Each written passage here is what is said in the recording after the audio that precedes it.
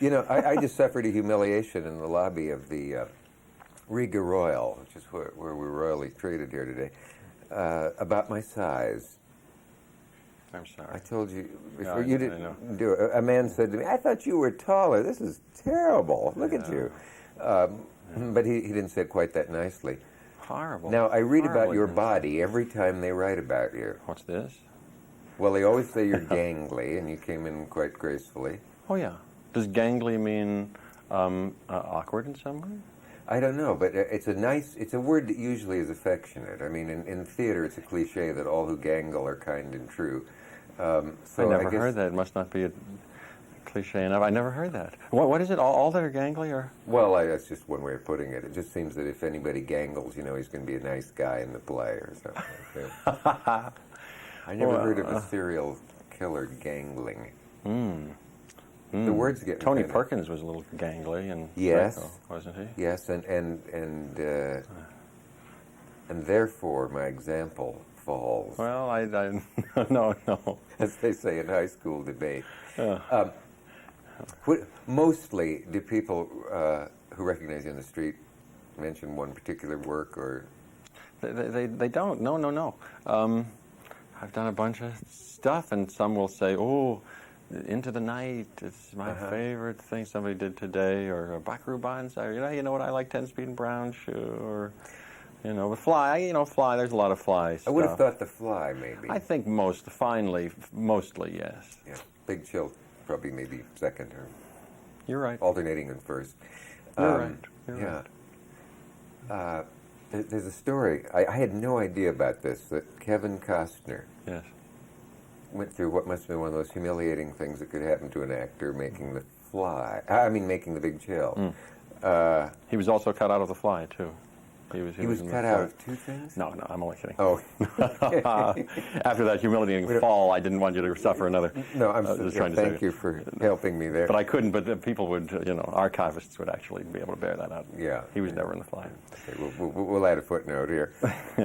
But what was it? First of all, to say, "Ma, I got a part in a movie." Guess what? Oh, wonderful. What are you? Well, I'm the dead body.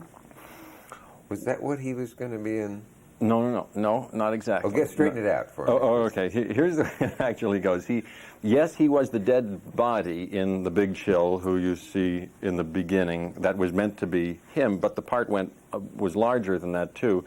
Yeah. Because there was a flashback originally intended and shot and cut into the first rough cut of the movie that had us all at the end of the movie in 60s stuff and back in 1968 and preparing a Thanksgiving dinner at Michigan. So we'd have seen him alive in that. So you see him alive. That's right. Oh, right. see, I thought he not only played a corpse only, but got cut out because he wasn't good enough as the corpse. No.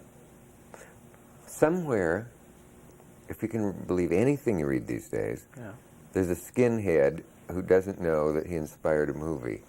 Do I have that right? Yes, that's right.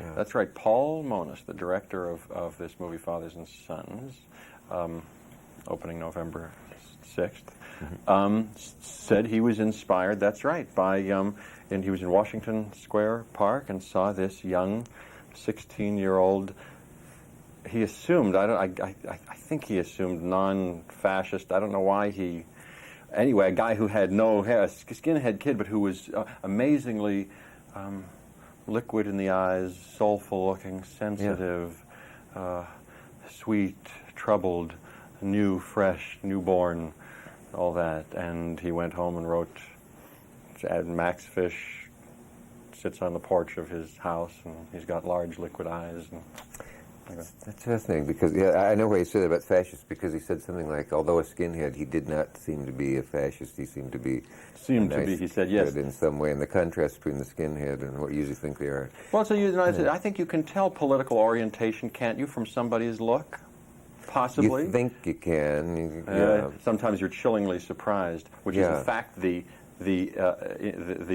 origin of the Big Chill. What that really means, although it has other poetic resonances, I think Larry Kasdan, who wrote it, said came out of a real experience he had at a party where he was talking to this guy seemingly full of lip and liberal of features, who came out with a remark that chilled him to his core. Aha.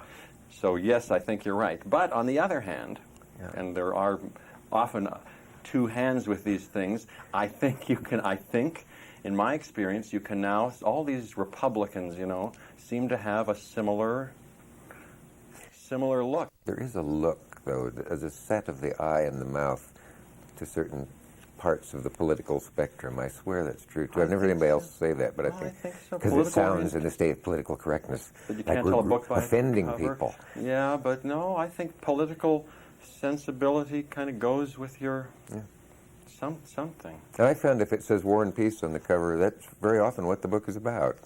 So Absolutely. we're so good, I can't wait to see this show. We'll be right back with more of this with Jeff Goldblum, and there's a lot of very sinister stuff ahead, so you might want to put the children to bed. We'll be right back.